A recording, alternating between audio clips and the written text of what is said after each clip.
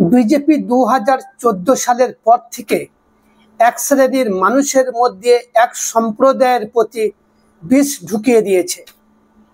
দর্শক, কর্ণাটকের এক সরকারি স্কুলে ট্যাঙ্কের মধ্যে বিষ মিশিয়ে নিষ্পাপ শিশুদেরকে মেরে তার দোষ তার দায় এক মুসলিম হেডমাস্টারের ওপর চাপাতে চেয়েছিল তিনজন দুষ্কৃতী নীচ আততায়ী।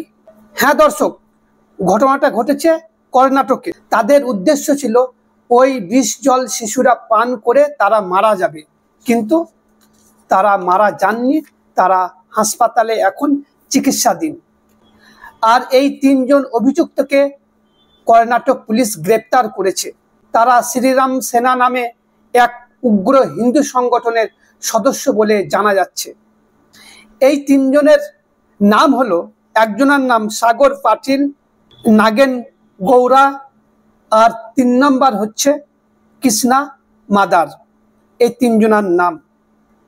এই পাপিষ্ঠদের ষড়যন্ত্রে 11 জন শিশু এখন মৃত্যুর সঙ্গে লড়াই করছে, তারা হাসপাতালে চিকিৎসাধীন।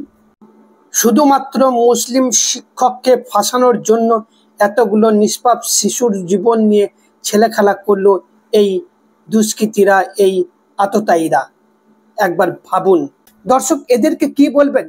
নীচ, আতঙ্কবাদী, সন্ত্রাসী, গুন্ডা, মাফিয়া, লুচ্চা, কি বলা যেতে পারে? আপনারা আপনাদের মতামত অতি অবশ্যই কমেন্টে জানাবেন। আমি তো বলবো এরা হচ্ছে আততায়ী, এরা হচ্ছে নীচ। আপনারা কি মনে করেন? আপনাদের মতামত অতি অবশ্যই জানাবেন।